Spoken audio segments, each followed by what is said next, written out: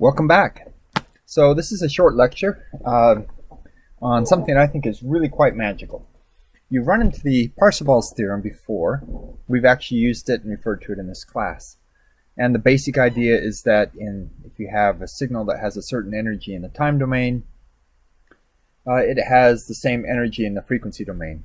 But usually the way we talk about it, there's a 1 over 2 pi factor in there because of the way the Fourier transform is defined.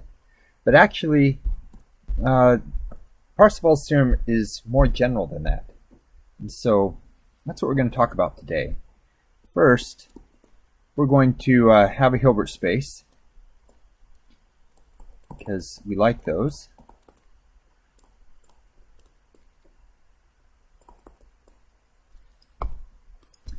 And it has an inner product, of course, since it's a Hilbert space.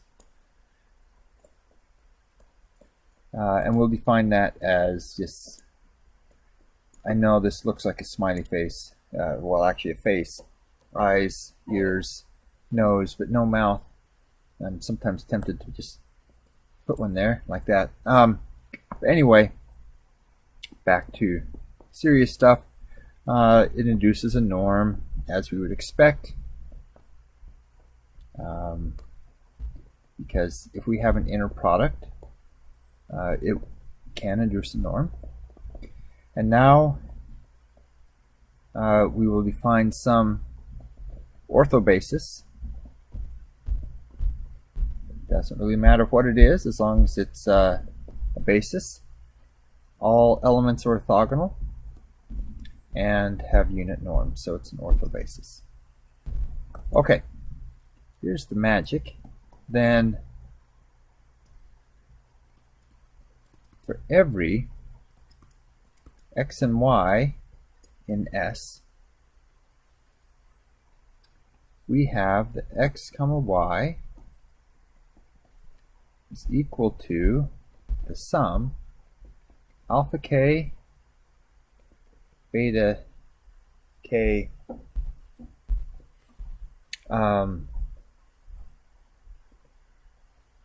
conjugate, which is equal to alpha the vector, beta the vector, with the L2 norm. Okay, so let's unpack this just a bit. We have our vectors here. I guess I could have folded them as vectors. Alpha is a vector and beta is a vector. And this is for any inner product on S with x and y. And we find out that it's equal to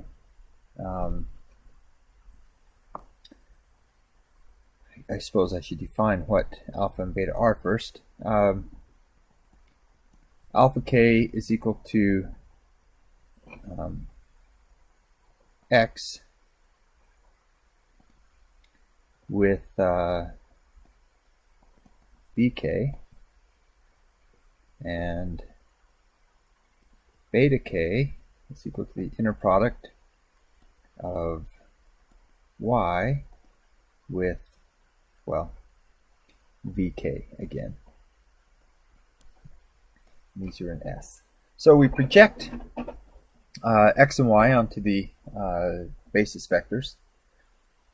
And how do we interpret these? Well, this and this are really what we would consider to be transform coefficients. In other words,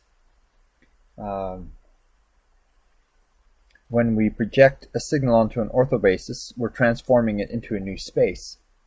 Now, if that orthobasis happened to be, say, frequencies, complex exponentials, or sinusoids, or something like that, we would think of this as a Fourier transform.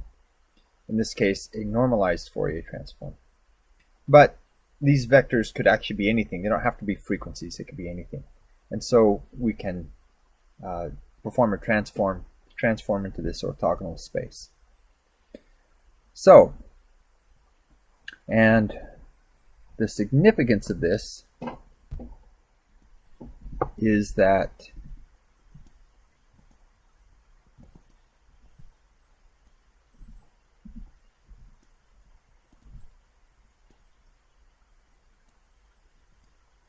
I'm sorry, I'm gonna find sometimes I can't write and talk at the same time.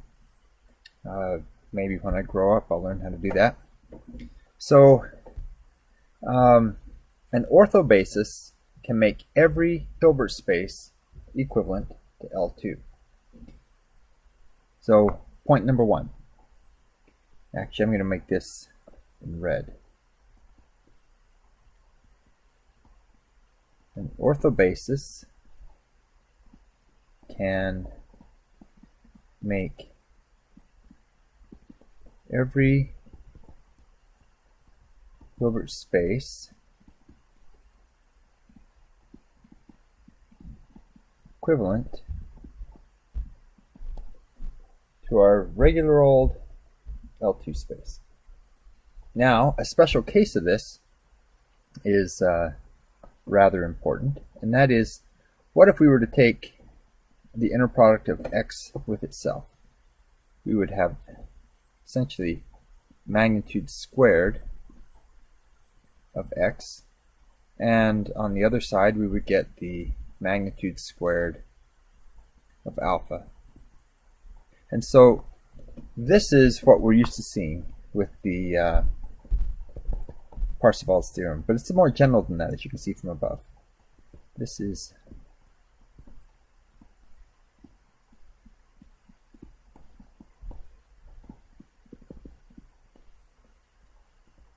with respect to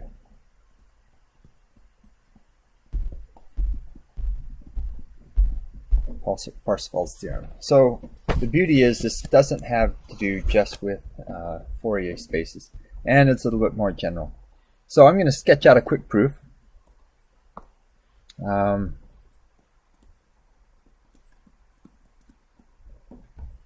I think you can see how this all works. So the proof basically goes like this. We have our vector x, and we have an orthobasis, so as long as it's in that space, we can write it as a superposition of basis vectors, and we can do the same for y. K, beta k, vk. So now when we take x, there we go, x with y,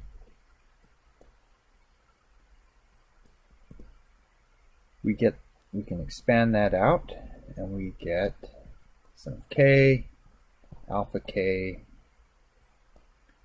vk, with change our index of maybe to L here, of summation, because we're going to be mixing these up, and we, whoops, that should be an L. We don't want them too mixed up.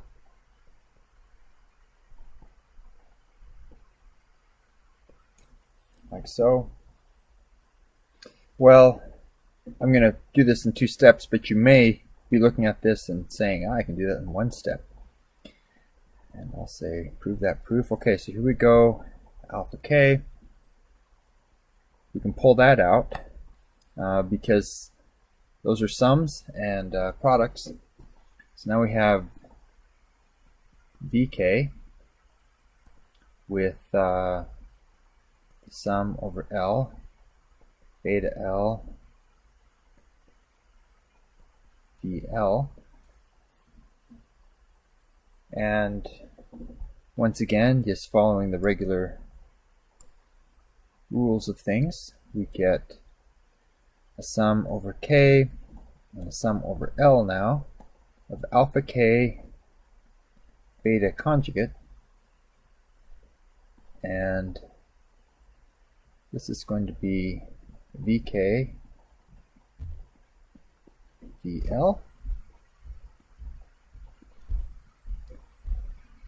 But this part right here, of course, since we have an orthobasis, equals 0 for k not equal to L, and 1 for k equal L.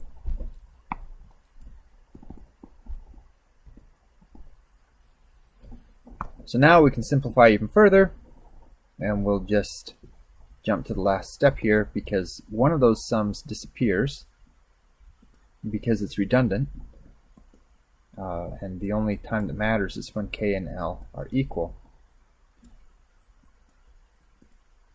Oops. It's just sum over k, alpha k, beta k. QED. We are done. So that's Parseval's theorem that just comes right out of the properties of inner product spaces, and very powerful. So thank you very much.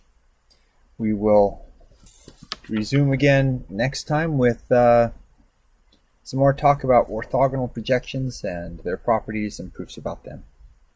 So thank you.